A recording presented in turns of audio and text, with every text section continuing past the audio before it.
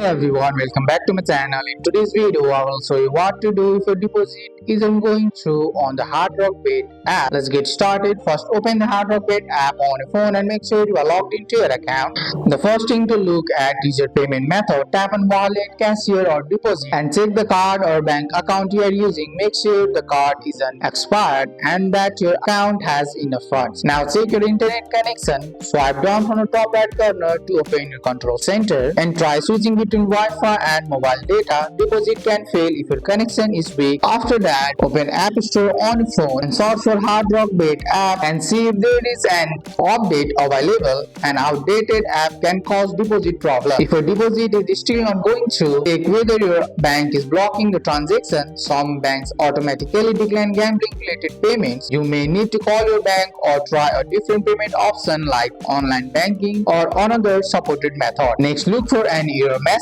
in the app. If you see one, take a note of it. This information is helpful when contacting support. And that's it. Those are the steps to take when your Hard Rock Bit deposit isn't going through on our phone. That's all for today's video, guys. I hope you guys like this video. If you found this video helpful, drop a like, subscribe for more videos. Thanks for watching. See you in the next one.